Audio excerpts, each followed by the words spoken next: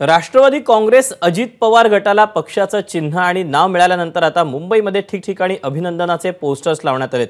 मंत्रालय परिसरात राष्ट्रवादीचे मुंबई अध्यक्ष समीर भुजबळ यांच्या वतीने सूचक इशारा देणारे पोस्टर लागलेत। लोकशाहीत बहुमताचाच सन्मान असा मजकूर या पोस्टरवर छापण्यात आला। याचा आढावा घेतलेला आहे निलेश बुधावलेनं। अजित पवार यांना पक्ष आणि चिन्ह मिळाल्यानंतर आता ठिकठिकाणी अभिनंदनासंदर्भातले पोस्टर्स लावण्यात आलेले आहेत। मी सध्या मुंबईतल्या मंत्रालय परिसरामध्ये आहे। या परिसरामध्ये समीर भुजबळ यांच्या वतीने काही सूचक इशारा देणारे पोस्टर्स लावण्यात आलेले आहेत। यामध्ये आपण पाहतोय लोकशाहीमध्ये बहुमताचा सन्मान अशा आशयाचं हे पोस्टर्स आहे। खरं तर हे लिहिण्यामागं हे सुचवण्यामागं एक उद्देश असल्याचं पाहायला मिळतंय।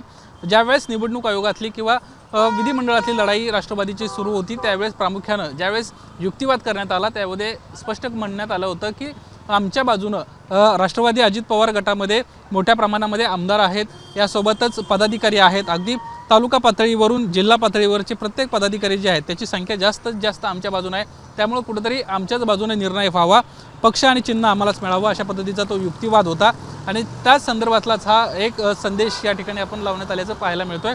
कारण पक्ष आणि चिन्ह बहुमताच्या जोरावर अजित पवारांना मिळालेला आहे।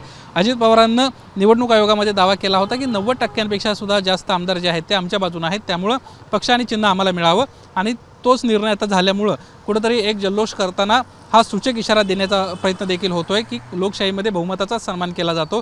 त्यामुळे शरद पवारांना अध्यक्षपदावरून बाजूला जावं अशा पद्धतीची ज्यावेळेस आम्ही मागणी करत होतो त्यावेळेस बहुमत आमच्या बाजूला होतं आणि त्यामुळे ते मान्य केलं जात नव्हतं। त्यामुळेच आम्हाला वेगळा निर्णय घेतला गेला अशा पद्धतीचं देखील त्यांचं अजित पवार गटातल्या नेत्यांचं म्हणणं होतं आणि तो संदेश या ठिकाणी देण्याचा प्रयत्न होताना आपल्याला पाहायला मिळतोय।